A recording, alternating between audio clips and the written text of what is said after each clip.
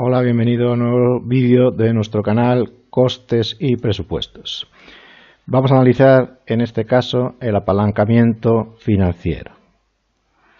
A partir de los datos que nos dan de dos empresas, para analizar ese apalancamiento nos tienen que dar como mínimo la parte de la estructura financiera o del pasivo y la estructura de resultados o la cuenta de pérdidas y ganancias.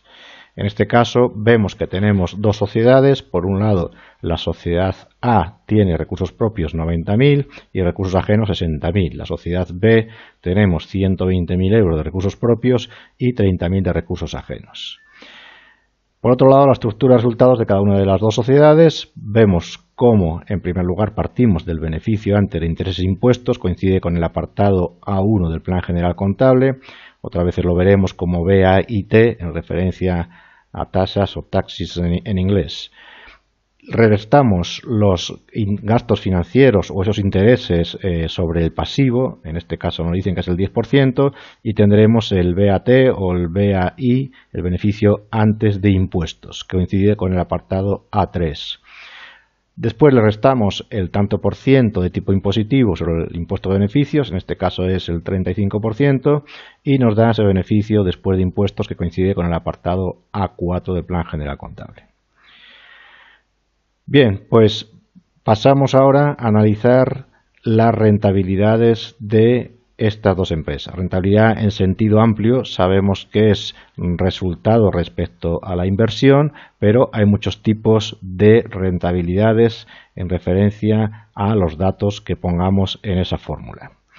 Por un lado tenemos lo que denominamos rentabilidad económica, rentabilidad de la empresa o la rentabilidad de todos los recursos, que se denomina también R2 y que consiste en dividir el beneficio antes de intereses e impuestos entre, hemos dicho, la inversión, pero en este caso coincide el total activo con el total pasivo. Por lo tanto, ponemos el total pasivo para comparar mejor esta referencia de lo que es la composición del pasivo con las otras fórmulas que vamos a ver después, por ejemplo, con la rentabilidad financiera.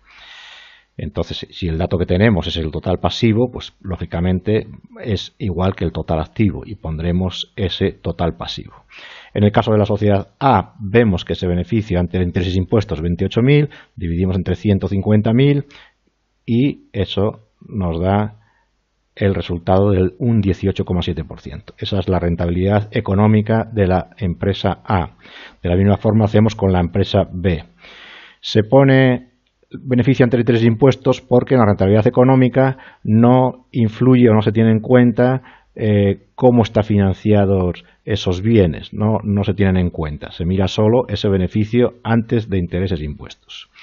Por otro lado tenemos la rentabilidad financiera de los recursos propios o del empresario, que también denominamos R1, que en este caso es el beneficio antes de impuestos. Aquí vemos que el escalón baja un poco y sí se tienen en cuenta los gastos financieros que hay, esos intereses que hay antes de llegar a obtener el beneficio antes de impuestos. Por lo tanto, partimos de esta fila y no de la anterior.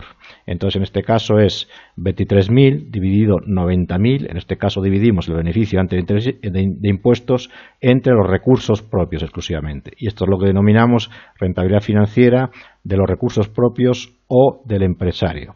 Aquí estamos analizando lo que obtiene el empresario por esos recursos propios, ese patrimonio que ha invertido en la empresa. Y por otro lado tenemos lo que se denomina rentabilidad, que en realidad es un coste de los recursos ajenos. Es un coste porque nos lo cobran, pero en el sentido amplio o absoluto de rentabilidad, pues también podemos decir que es esa rentabilidad de los recursos ajenos. Lógicamente es la rentabilidad que obtendría el que cobra esa cantidad. Nosotros deberíamos de pagarla o nos la están cobrando a nosotros, pero es un sentido amplio de rentabilidad, aunque para nosotros sea un coste. En este caso es simplemente dividir los gastos financieros entre los recursos ajenos. Vemos que la sociedad A tenía unos gastos financieros de 5.000 y dividimos entre los recursos ajenos que eran de 60.000. Hacemos lo mismo con la sociedad B y obtenemos un 8,3 y un 6,7 respectivamente de rentabilidad o coste de esos recursos ajenos. Pues bien, el apalancamiento financiero de estas dos sociedades consiste en aplicar la siguiente fórmula, que es, consiste R1 es igual a R2 o la rentabilidad económica más esa rentabilidad económica menos el coste de los recursos ajenos multiplicado por recursos ajenos entre recursos propios. Esto es realmente la proporción de recursos ajenos entre recursos propios, ¿no? ¿Qué composición tiene ese pasivo? Composición relativa de los recursos ajenos y de los recursos propios. Y de esta fórmula, aplicando, obtendremos esa R1 que recordamos que es la rentabilidad financiera o del empresario. Entonces, repito, la rentabilidad financiera la podemos obtener también mediante esta fórmula del apalancamiento financiero. Se llama así, aunque en realidad el apalancamiento financiero, como veremos ahora, es solo la última parte de la fórmula. Es solo esta parte de aquí. La diferencia entre la rentabilidad económica menos los gastos financieros multiplicada por esa estructura de recursos ajenos entre recursos propios. Aplicando la fórmula en la empresa 1 vemos cómo obtenemos un 25,6 que equivale a esa R1 o esa rentabilidad financiera que hemos obtenido antes. Para la empresa 2 nos sale 21,7% que también coincide lógicamente con la rentabilidad que hemos obtenido antes. Pero la aplicación de esta fórmula, como decíamos, para lo que sirve es para analizar el apalancamiento financiero, que en realidad es esta parte sombreada que tenemos aquí, que es la diferencia, como decimos, entre la rentabilidad económica menos los gastos financieros multiplicada por esa estructura. Lógicamente, como vemos, este resultado puede ser negativo siempre que R3 sea mayor que R2, cuando los gastos financieros sean mayor que esa rentabilidad económica. Bien, en este caso vemos que es positiva. ¿Esto qué significa? Pues significa que nos podemos apalancar más y eso es ni más ni menos que podemos endeudarnos más, porque al endeudarnos más, si esto sigue siendo positivo, sumado a la rentabilidad económica, nos va a ayudar a mejorar todavía más nuestra rentabilidad financiera. Eso es lo que significa el apalancamiento, aunque en otro vídeo haremos un desglose de la fórmula. Bien, estas rentabilidades se pueden calcular también lo que llamamos rentabilidades netas descontando impuestos.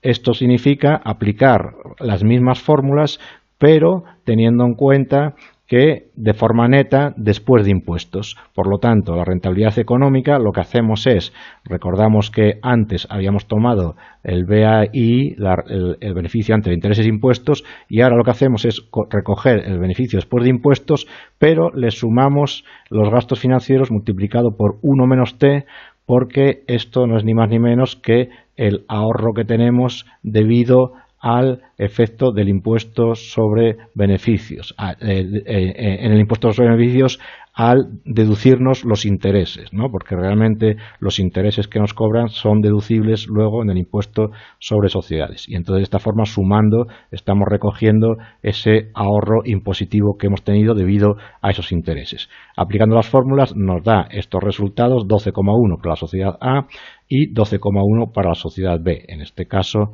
coincide. La rentabilidad financiera de los recursos propios o del empresario, hablando de rentabilidades netas, lo que hacemos es, en vez de beneficio antes de impuestos como hacíamos antes, ahora tomamos beneficio después de impuestos entre los recursos propios. Y estos son los resultados: 16,6% y 14,1% para la empresa B. Y luego tenemos, por otro lado, los gastos financieros, que recordamos, si lo hacemos en cuestión de rentabilidades brutas, era los gastos financieros dividido, o los intereses dividido entre los recursos ajenos. Ahora lo que hacemos es esos gastos financieros multiplicarlos por 1 menos T por la misma razón que hemos dicho antes, siendo T la tasa impositiva del impuesto sobre beneficios.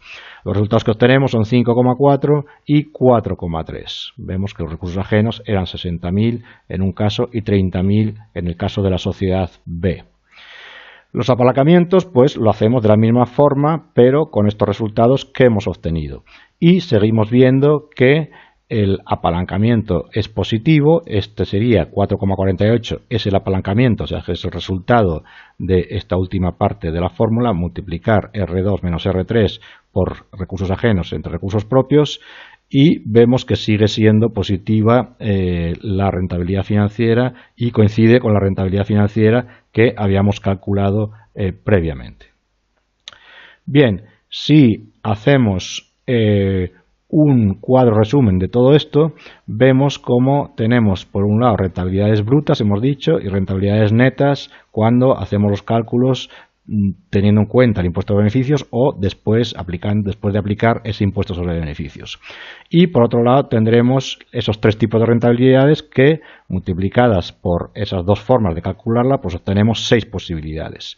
Este es el cuadro resumen de las rentabilidades que hemos obtenido, tanto brutas como netas o después de impuestos. Después lo que podemos hacer es ver cómo ha variado el pasar de una rentabilidad financiera bruta a una rentabilidad financiera neta. Yo aquí lo que he calculado es en cuánto ha disminuido un simple porcentaje de 25,6 menos 16,6 entre 25,6 y eso me da el tanto por ciento de disminución al pasar de bruta a neta. Lo mismo hacemos con la rentabilidad económica y con el coste de los recursos ajenos. En cuánto ha variado al pasar de hacerlo en términos brutos a términos netos. Lógicamente, la diferencia que observamos, que extraemos, es ese 35% que coincide con ese impuesto sobre beneficios que tenemos en este caso. Por lo tanto, es lógico que la diferencia sea esa porque en un caso lo hacemos en términos brutos y en otro caso descontando el 35% de impuestos sobre beneficios. Otro cálculo que podemos hacer es cómo ha variado la diferencia entre una sociedad y la otra sociedad. ¿Qué diferencias hay entre una y otra? Vemos que en rentabilidad económica no obtenemos diferencias y eso era porque coincidía este pasivo, que en realidad en la rentabilidad económica se estudia desde el punto de vista del activo, pero es exactamente igual y por eso no hay variaciones. Las variaciones las vemos que existen en la rentabilidad financiera si la sociedad B, esa R1 es menor que la sociedad A, y en cuanto a los gastos financieros hay un 20% también de diferencia en uno y otro. Lo que observamos es que aunque lo hagamos en términos brutos o en términos netos, esa diferencia sigue siendo la misma entre ambas sociedades. Por lo tanto, no tendríamos ningún problema en analizar los datos con las fórmulas de rentabilidades brutas o de rentabilidades netas. Bien, esta es una forma de comparar el apalancamiento financiero entre dos empresas. Espero verte en próximos capítulos o en próximos vídeos de nuestro canal Costes y Presupuestos. Un saludo.